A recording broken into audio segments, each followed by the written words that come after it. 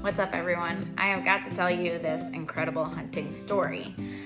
Every story has its element of surprise and excitement, but this one in particular is super special. Let me start at the beginning. One night at dinner, we get a trail cam picture of a big 8. It's nearby camp. It looks to be a little older, 3.5 years old, which is nice.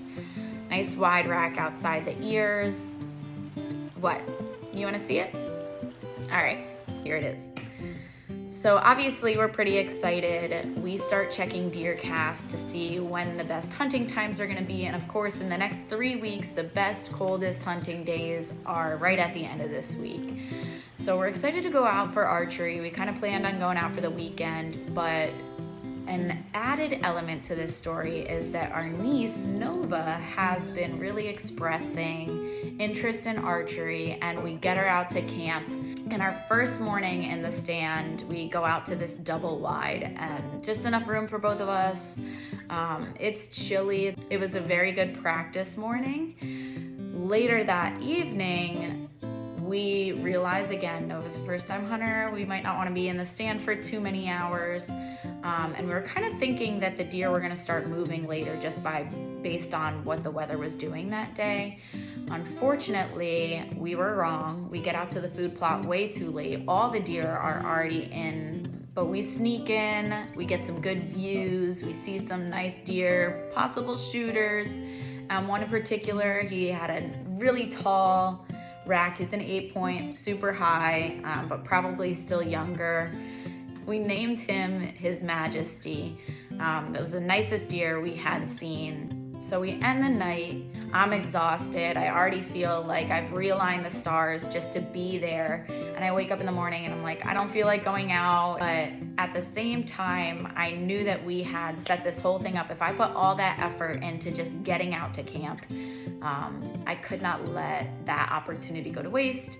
So we get up, we get super bundled up. When we pull up in the four-wheeler, there's deer still sleeping right in the trees right around us. So it was awesome. I knew that was perfect. I'm like, we gotta be quick, we gotta be quiet, just keep moving. And we had our trial run, so she knew what to expect as far as being sneaky and climbing up into the stand quickly.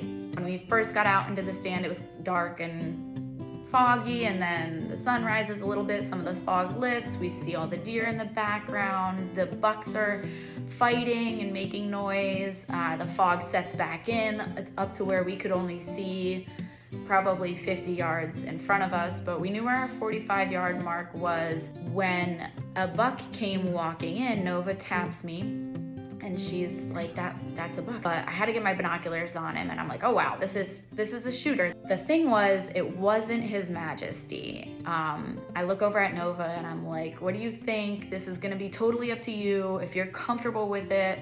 And she just looks over at me and says, if the opportunity arises, I think you should take it. And I just was blown away by this soon to be 11-year-old and her wisdom and just her tenacity to be out there and doing something like this with us. Just really, really incredible. The opportunity arose and I will let her tell you the story from there. Day two of being at the cabin, and we shot an 8-point buck.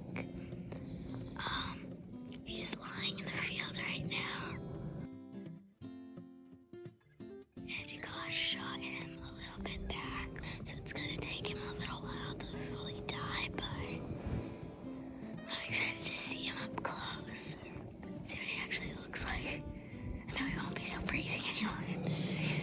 I thought it was a good idea to just go for him because we wanted to get Your Majesty, but I thought we might not have another chance like that, so I thought if the opportunity came that you would get really close, which you did, we should just get him, and we did. So now he's just lying there.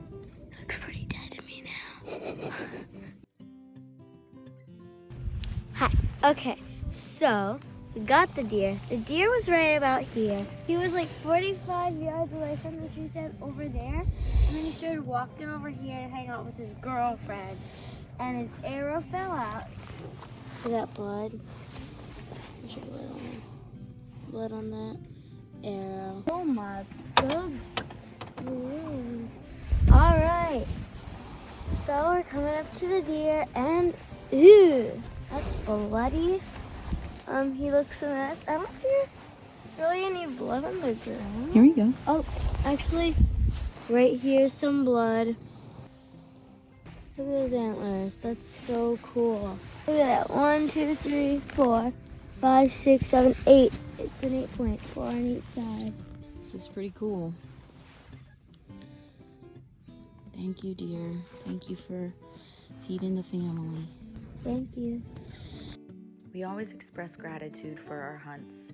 After a couple photos, the boys showed up and we quickly realized this deer wasn't just any nice buck, it was the nice buck. The trail camera buck, you can see the crooked G2 matching the buck that we shot. It was pretty awesome and an all around cool experience to be able to shoot with future generations and have an opportunity at a deer like this coming up to 45 yards, hitting it with a bow, having my niece there, shooting the deer that we had on camera. I can't explain enough how much this meant to us. Well, the real work began after that, and we got it all processed and in the freezers. So thank you, Nova, for giving me the opportunity to share such an incredible experience together.